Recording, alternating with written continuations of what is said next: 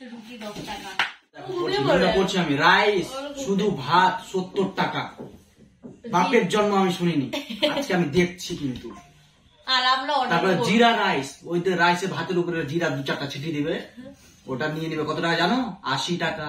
10 টাকা মানে এত টাকা জিরার দাম, 10 টাকা এতটুকু জিরার দাম। তারপরে আসো বলছি ভেজ পুলানো না পোলাও? ভেজ পোলাও, ভেজ পোলাও শুনো কত টাকা জানো? 120 টাকা মাত্র।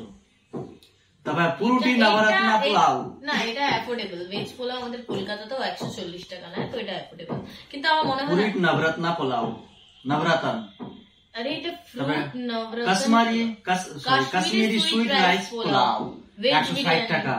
ভেজ বিরিয়ানি হচ্ছে 160 টাকা, চিকেন বিরিয়ানি হচ্ছে 160 টাকা, 220। মটন বিরিয়ানি হচ্ছে চিকেন বিরিয়ানি 220 টাকা, মটন বিরিয়ানি হচ্ছে 260 টাকা, ডাল উইথ রাইস হচ্ছে 160 টাকা।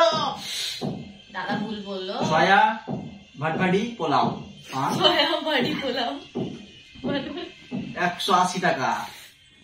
হায়রে পয়সা রে, কোনটা অর্ডার করব? ওটা দেখো কোনটা অর্ডার করব? আমি তো সব থেকে ওই শুধু ভাতটাই নিব, রুটি খেতে শুধু ভাতটাই নিব আমি। 10 টাকাতে একটা রুটি গাইস, 10 টাকাতে একটা রুটি।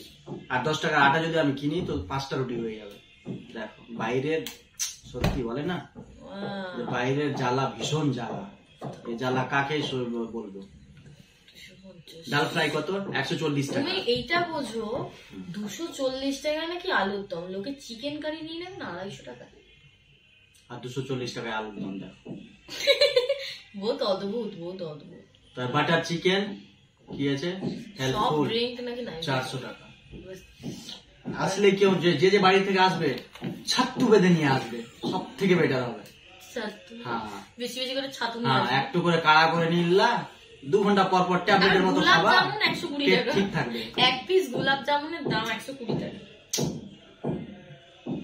Service charge extra 10%, service charge extra, এর উপরেও 10% চার্জ বসবে আমাদের। সার্ভিস দিচ্ছ না তাই আমি খাবো না, না খেয়ে থাকবো আমি বাইরে।